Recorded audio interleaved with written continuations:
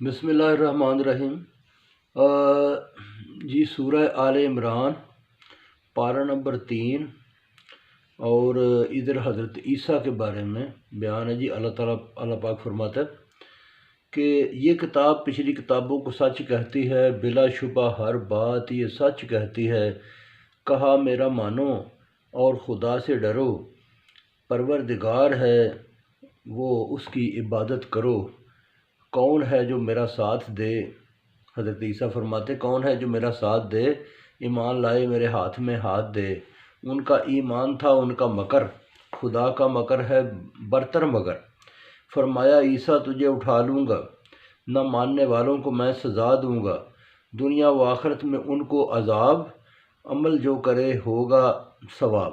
آدم کو مٹی سے بنایا گیا، عیسیٰ بھی ایسے ہی لایا گیا۔ شک کرنے والوں پہ لعنت خدا کی، نعمت نہ پائیں گے روز جزا کی۔ آخری نبی سے جب مقابلے میں آئے، کہا لے آؤ تم کو جس کو دل چاہے، بولے لے آؤ عیال اور مانگو عذاب، ڈر گئے جو دیکھی پنج تن کی ذات۔ یہ آیت مباہلہ کے بارے میں۔ مان گئے کہ نبی سچا ہے، سچا ان کا ہر ایک بچہ ہے۔ سمجھا دو انہیں کہ معبود ہے اللہ، عبادت کے لائق مسجود ہے اللہ۔ آگے ہے جی جھگڑا کافروں کا، یہ بیان ہے۔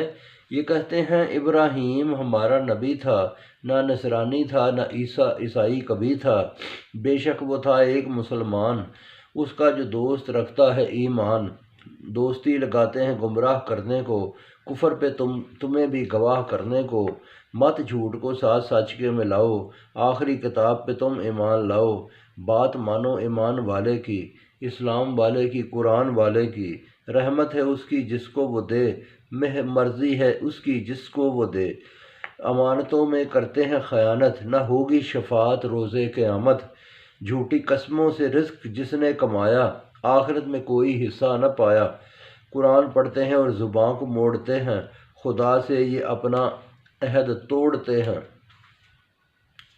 آگے ہے جی پیغمبر کی شان، کہ کسی پیغمبر کے کسی بشر کے لائق نہیں کہ ہو وہ پیغمبر، کتاب و حکمت ہو اس کے اندر، رجوع ہے تو اللہ صرف خدا سے، پیغمبر سکھاتے ہیں تم کو وفا سے۔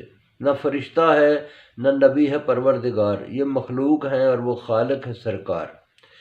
پھر آگے ہے جی پیغمبروں سے عہد، کہ دی میں نے تم کو حکمت اور کتاب، میرا ایک پیغمبر جب آئے جناب، ایمان لانا اس کی اور اس کی مدد کرنا، سب کو حکم ہے نہ رد کرنا۔ تم گواہ رہو میں بھی گواہ ہوں، پھرے گا جو کوئی تو میں شہنشاہ ہوں۔ زمین اور آسماں اس کے مطیع ہیں مشغول تسبیح ہیں۔ تو باقی پھر سناؤں گا جی، بہت شکریہ۔